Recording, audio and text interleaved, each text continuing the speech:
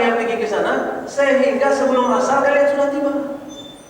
Sehingga mereka berjalanlah, mungkin karena tidak secepat yang Rasul inginkan.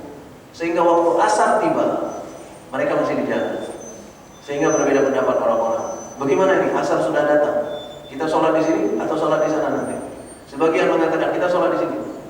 Sebagian mengatakan aku tidak berani untuk membangkang pada perintah Nabi. Kata Nabi jangan sholat asar di jalan.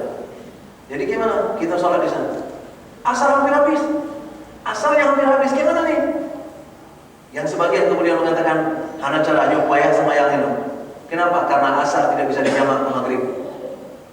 Ya, asar tidak bisa dijamak maghrib. Asar habis selesai kita. Jadi harus sholat di jalan. Walaupun itu sebenarnya tidak sesuai dengan perintah Nabi. Yang satu lagi mengatakan kami nggak berani. Orang yang membangkang perintah Nabi itu hukumannya besar. Sehingga sebagian kemudian tidak mau sholat asar. Mereka melanjutkan perjalanan. Asarnya sudah hilang, maghrib sudah datang. Sampai di Bani Quraidah, mereka bahkan maghribnya sudah selesai. Apa yang dilakukan oleh satu kelompok tadi? Yang satu kelompok tadi tinggal menjamak sholat maghrib dengan sholat isya. Yang satu lagi mengumpulkan asar, maghrib, isya 3 di satu masa. Begitu mereka pulang ke tempat Nabi, mereka yang berbeda pendapat ini nggak sabar mau mengadu. Yang satu mengatakan kepada Nabi, ya Rasulullah, mereka membangkang. Sudah engkau bilang tidak boleh sholat asar di jalan. Mereka sholat asar di jalan ya Rasulullah. Mereka membangkang. Yang satu lagi mereka mengatakan, mereka ya Rasulullah, mereka kumpulkan sholat asar, maghrib dan isya 3-3-nya berbarengan. Kan bid'ah. Kata yang satu lagi. Nabi senyum. Nabi senyum, kata Nabi, dua-dua kalian benar. Kenapa? Karena dua-dua kalian punya keinginan. Itu persoalan utama. Dua-dua kalian punya keinginan untuk menuju surganya Allah Subhanahu wa taala. Itu sebabnya nanti di hadapan Allah, Allah yang menentukan siapa yang benar di antara kita. Tapi bukan berarti yang salah sudah pasti masuk neraka, enggak juga. Karena ayatnya adalah qul kullu ya'malu ala syakilatihi. Kasih tahu umatmu wahai Muhammad bahwa semua orang beribadah menurut kemampuannya masing-masing, menurut ilmunya masing-masing, menurut pemahamannya masing-masing. Farabbukum a'lamu biman huwa ahda sabila. Nanti Allah yang menentukan siapa di antara mereka yang betul ibadahnya. Tidak disebutkan oleh Allah, nanti Allah yang tentukan siapa yang masuk surga masuk neraka. Di dalam ayat itu disebutkan oleh Allah yang mana yang betul. Jadi yang betul insya Allah masuk surga, yang salah keinginannya luar biasa untuk mendekat kepada Allah, insya Allah Allah ampuni, Allah masukkan juga mereka ke dalam surga.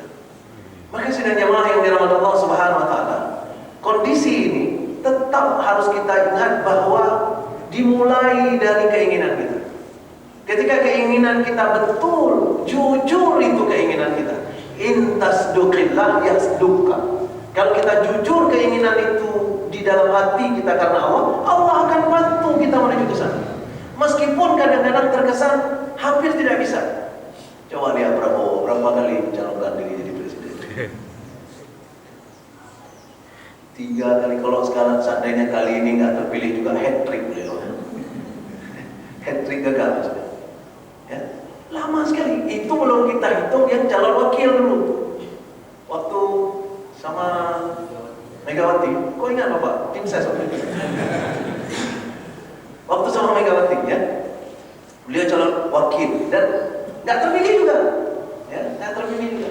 Jadi sidang jamaah yang dirahmati Allah Subhanahu wa taala, penting sekali untuk mengelola keinginan. Saya di kampus itu berkali-kali senior saya itu sudah memarahi saya karena tidak mengurus jabatan guru besar, profesor.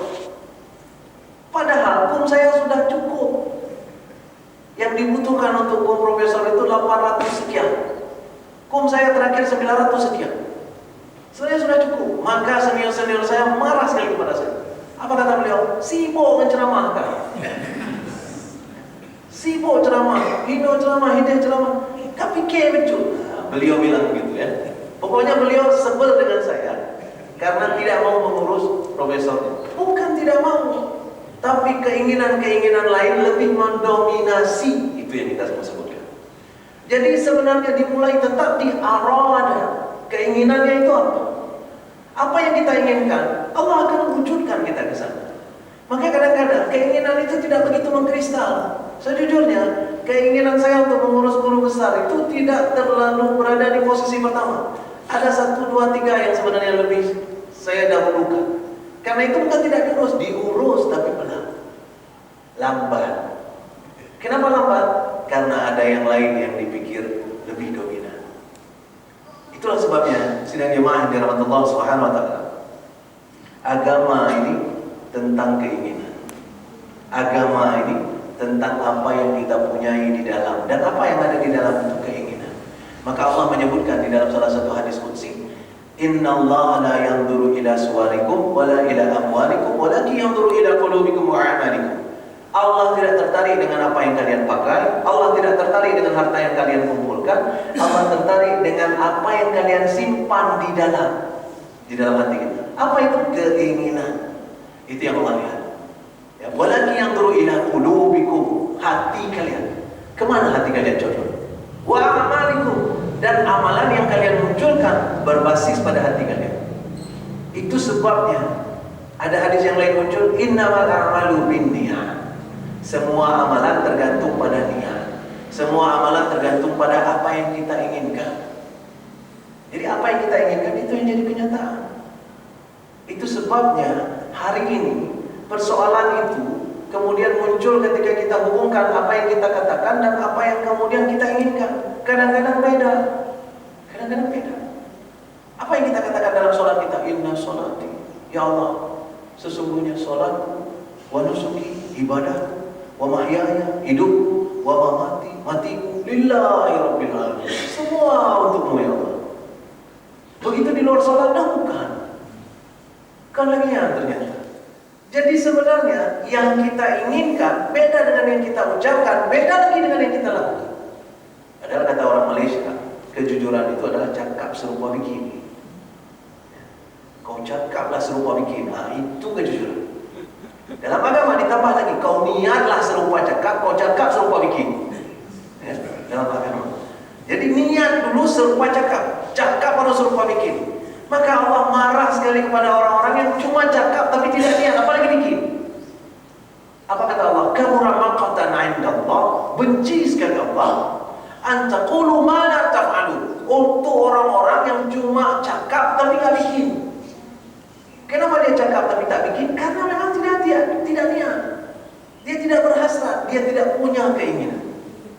Itu sebabnya sidang jemaah yang dirahmati Allah Subhanahu wa taala, kita penting untuk memelihara keinginan, mendidik keinginan, supaya keinginan ini mengkristal sehingga tidak gampang untuk digoyang.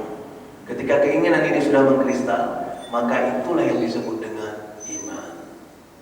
Kita punya keinginan yang kuat di dalam hati, rasa percaya yang kuat kepada Allah Subhanahu wa taala, itulah yang memunculkan motivasi dan memunculkan keinginan untuk berbuat dan beramal.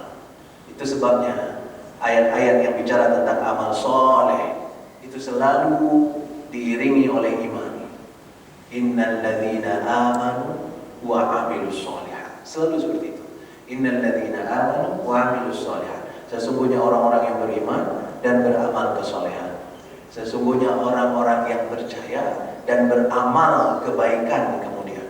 Kenapa? Karena amal kebaikan tanpa rasa percaya berarti keinginan kita bukan untuk Allah Subhanahu wa taala.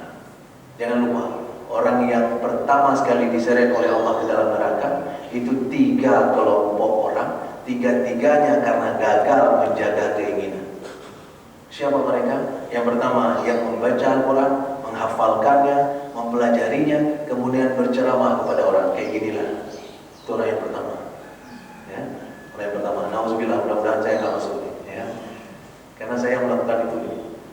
Yang kedua, orang yang berjihad di jalan Allah dan syahid di dalamnya.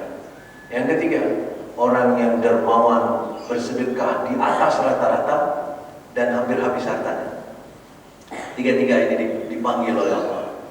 Ditanya oleh Allah, apa yang kau lakukan selama di dunia? Mereka pun bercerita, kami mempelajari Al-Quran ya Allah, mengajarinya ya Allah, kami berjuang ya Allah, hingga syahid di medan perang ya Allah. Aku ya Allah menghabiskan hartaku untuk harta, ku sedekahkan ya Allah. Semuanya untukmu ya Allah. Apa kata Allah? Kadzabta, bohong kamu. Bohong kamu. Kenapa kamu mempelajari Al-Quran, berceramah di depan orang, supaya engkau dipanggil ustaz, supaya engkau dipanggil kiai, supaya waktu kenduri di depan kamu lah hidangan yang besar, supaya dapat amplop, supaya macam-macam. Ya, bukan keinginan untuk Allah Subhanahu wa Ta'ala. Yang syahid gitu juga. Bohong kamu berjuang supaya disebut pemberani, supaya namamu tercantum di buku pahlawan, supaya engkau dielu-elukan oleh orang-orang, dan kamu sudah dapatkan itu di dunia. Yang sedekah itu juga. Kamu sedekah karena supaya dianggap dermawan, supaya dianggap orang-orang baik luar biasa, dan kamu sudah dapatkan itu di dunia. Sekarang silakan masuk ke dalam neraka, dan mereka digiring oleh Allah ke dalam neraka. Apa persalahan mereka? Permasalahan mereka adalah mereka tidak mampu menjaga niatnya. Maka sidang jemaah yang dirahmati Allah Subhanahu wa Ta'ala, penting sekali untuk kita tahu, penting sekali untuk kita jaga supaya keinginan kita tidak dicampuri oleh macam-macam. Tapi tentu saja tidak mudah. Semua orang kalau ditanya apakah keinginanmu tidak dicampuri oleh dunia, tidak mungkin. Semua kita kotor keinginan kita. Tak mungkin 100% untuk Allah Subhanahu wa Ta'ala. Dan Allah Maha tahu tentang itu. Itu sebabnya Allah tidak meminta hati kita murni 100% hanya kepadanya. Allah hanya meminta kita berusaha. Di mana bunyi ayatnya? Ayat yang berbunyi, "Wa ma umiru illa liya'budullah mukhlishina lahu-din." Padahal mereka tidak disuruh kecuali untuk beribadah kepada Allah dengan usaha yang keras untuk membersihkan hati mereka. Mukhlisin artinya adalah orang-orang yang berusaha membersihkan hatinya. Kalau ayat itu diganti oleh Allah, habis kita. Diganti oleh Allah dengan wa ma umiru illa liya'budullah khalisina lahu-din. Kalau itu punya ayatnya, maka artinya padahal mereka tidak disuruh kecuali beribadah kepada Allah dengan hati yang bersih, murni, tidak ada kotoran sama sekali. Dan itu tidak akan sampai kita ke sana. Kita selalu saja ada sesuatu di balik keinginan kita. Menurut istilah awal politik, lam anggung na asing, lam tulah na dariknya dengan ya. Jadi selalu saja ada rahasia di baliknya yang cuma kita yang tahu. Kita sembunyikan itu di dalam hati kita.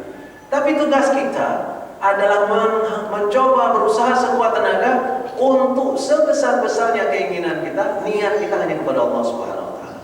Itulah yang membedakan antara orang satu dengan orang lainnya. Dan itulah yang disebut oleh Nabi SAW sebagai penghuni surga. Maka yang tidak mau masuk surga tidak diajak. Nah, istilah anak muda sekarang, kamu tuh nggak diajak. Nah, itu dia. Ya. Karena nggak mau dia, karena dia tidak bersedia. Mudah-mudahan ada manfaatnya apa yang kita bicarakan pada subuh pagi hari ini. Mohon maaf jika ada kekurangan dan kesilapan dalam penyampaian. Subhanakallahumma wa bihamdika, asyhadu an la ilaha illa anta, astaghfiruka wa atubu ilaik. Assalamualaikum warahmatullahi wabarakatuh. Waalaikumsalam warahmatullahi wabarakatuh.